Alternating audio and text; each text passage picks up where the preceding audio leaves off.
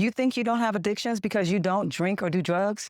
But what if I told you that your need to check your phone 200 times a day, or your compulsion to be perfect, or your inability to sit still without feeling guilty, just as addictive as cocaine? Today, I'm revealing 4 hidden addictions that are keeping high-achieving women stuck, and you probably have at least 2 of them. I'm a therapist turned coach. I've worked with hundreds of successful women who came to me confused and frustrated. They'll say things like, I don't understand why I can't stop working. I feel guilty every time I rest. I can't turn my brain off. I'm exhausted, but I can't slow down. These women didn't think they had addiction problems. After all, they weren't drinking too much or using substances. But here's what I discovered. They struggle with addictions that society celebrates, rewards, and even demands from successful women. My name is Tiffany, and I spent nearly 2 decades in the mental health field specializing in trauma recovery before transitioning to coaching high-achieving women. What I've learned in my practice and through my own healing journey is that the same childhood experiences that create our drive for success also creates hidden addictive patterns that eventually sabotages us. After utilizing the addictions tree diagram for many years, I became an expert at recognizing when my clients weren't just dealing with trauma, but when they were dealing with trauma-based addictions that looked like strengths on the surface. Branch 1, activity addictions. This is where you're addicted to doing, moving, producing, and achieving. You can't sit still without feeling anxious. You feel guilty when you rest. You're worth by your productivity.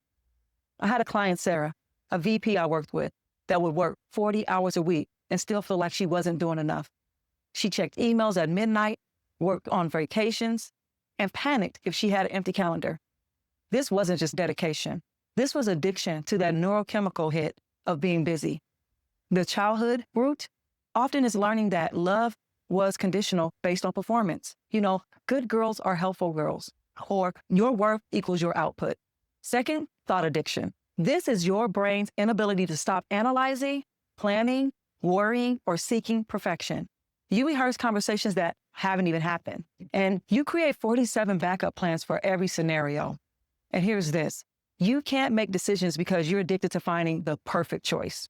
Lisa, a marketing director, would spend 12 hours crafting the perfect email, rewriting it maybe 12 times. She would lie awake at night, replaying meetings, analyzing every word she said. Her brain was addicted to the illusion of control that overthinking provided. The childhood root for that? Usually, it was criticism or unpredictability that taught her brain, if you think through every possibility, you can prevent bad things from happening. Not true. Branch 3, feelings addiction. This is where you are addicted to specific emotional states, usually stress, chaos, drama, or being needed. Calm feels boring or dangerous. You create crises because it feels familiar, and you're addicted to the adrenaline of emergency mode. Rachel, a successful consultant, realized that her life was always in chaos. If work was calm, her relationship would explode. If her relationship was good, she would create drama with friends. She was addicted to the feelings of being needed, being the rescuer, or being indispensable. What is the childhood root? Growing up in chaos where drama meant attention and where being needed was the only way to feel valuable. Branch 4, people's addiction. This is being addicted to approval, validation, avoiding conflict, or maintaining your image. You can't say no. You're addicted to being liked, which means you're usually sacrificing your needs to avoid disappointing others. I knew Maria, a senior manager, who would say yes to every request. She would work late to cover for others. She would never advocate for herself. And she was addicted to being seen as the nice one, the reliable one, the one who never complains.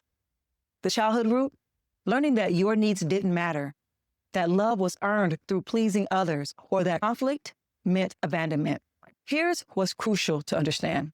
These aren't character flaws or lack of willpower. According to the addictions tree framework, all addictions grow from the same root system. Childhood experiences that taught your nervous system certain emotions weren't safe. Your addictions are actually brilliant survival strategies. The problem is what helped you survive in childhood is now keeping you stuck professionally. You can't think your way out of a nervous system problem. First, I would like to hear from you.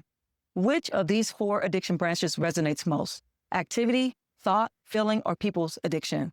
Drop a comment below. Your awareness is the first step to freedom. If you're ready to identify your specific hidden addiction patterns and understand how they're rooted in your childhood experiences, I have an assessment.